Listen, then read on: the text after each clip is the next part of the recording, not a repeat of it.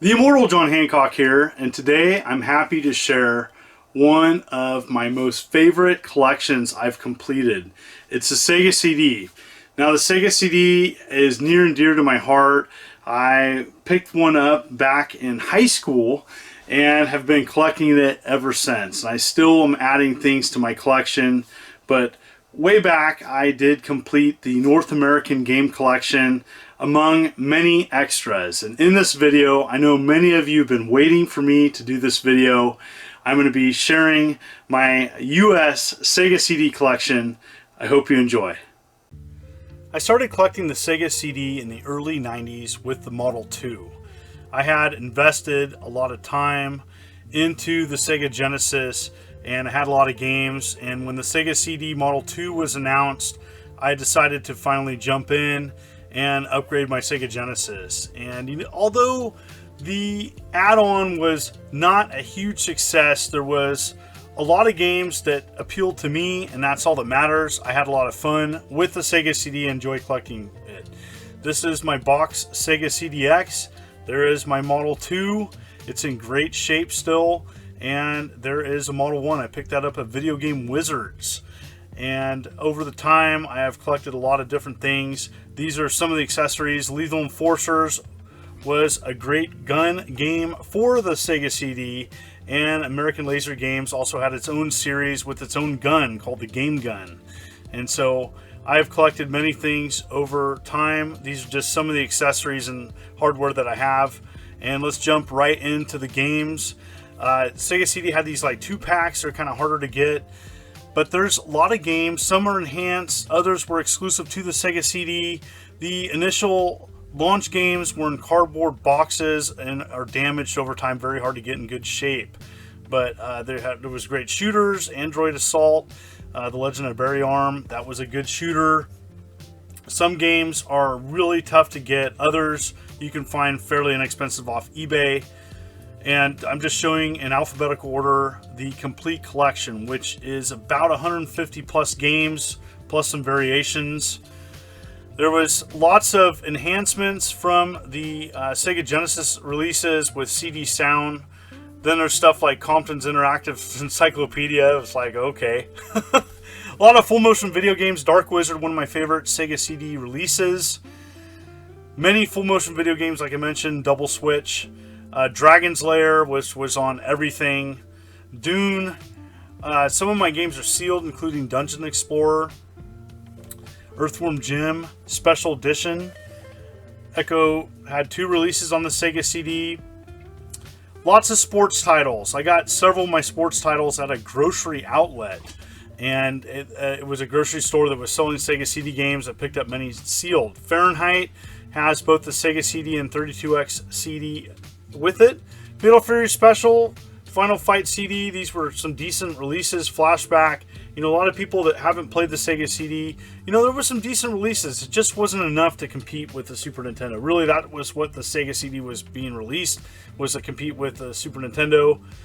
So many decent releases. There was a lot of garbage on it, but I appreciate collecting this. The most challenging thing collecting for Sega CD is getting cases in good shape. Kyo Flying Squadron is the holy grail of the set. It goes for well over $1,000 now. But then, there's a lot of weird stuff that you just won't find anywhere else. And so Lords of Thunder, which also had a TurboGrafx release. Now, my Lunar is signed by Jackie Powers, who's a friend of mine and is the voice of Null. She also was the voice of Ruby in Lunar the Silver Star. So it's kind of cool to have her sign my copy of Lunar. There was a decent amount of gun games for the Sega CD, Mad Dog McCree 1 and 2. And then there's stuff like this. Make My Video had a trilogy of terrible games, NXS, Crisscross, and Marky Mark and the Funky Bunch. Ugh. There's another one of the 2-packs, Frankenstein and Dracula together. Those are kind of neat to collect and getting harder to find. And so there was some decent platform games. But yeah, it was just kind of a combination of full motion video, some slight enhancements. Mortal Kombat had some additional features added to it. But overall, you know, I think people were confused because the enhancements to some games were minor. It might have been like sound enhancements, and it wasn't enough for people to go out and buy the Sega CD in droves. Night Trap, I have both releases for it. Nova Storm, weird games like Panic. You know, there's just a wide range of stuff. There was some decent working designs releases for the set. And, you know, this has taken me a long time to put together. All the cases you see are original. My Radical Rex is sealed with the Activision sticker on it. And so I have a few cracks. And most of the games in my collection are an 8 out of 10 or better. The Rise of the Dragon, why you're seeing 3 is that there was some variations to it. It was the last cardboard release, but it was also released in the 2nd edition case. And then there's a Rise of the Dragon variation with a rating on the cardboard release. And so those are pretty hard to get. And I wanted to show, hey, this is what it looks like. Road Rash, one of my favorite releases for the Sega CD. Played that quite a bit. And so there's weird variations like this. This is a 5-in-1 Sega Classics release, which adds Super Monaco GP. The more common one is the 4-in-1 Sega Classics release. Some of these releases were pack-ins. The Sherlock Holmes comes with the 4-in-1 on the other side. Shining Force CD, amazing strategy RPG. And there's my famous Snatcher, which is sealed. Sonic CD, probably one of the best Sega CD games for the set. There was 2 Star Wars games releases. Both of them were just so-so, but interesting to see a Star Wars chess release, of all things.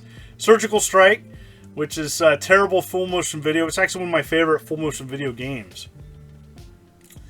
Tomcat Alley, another full motion video release. There's another one of the 2 packs. Oh, Virtual VCR Colors of Modern Rock was kind of like watching music videos in grainy video form. Kind of a strange release, very hard to get.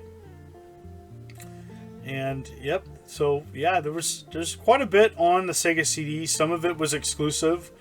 I'm still missing a few things. There is a variation to the Wonder Dog box. There's a red cardboard box that's very hard to get.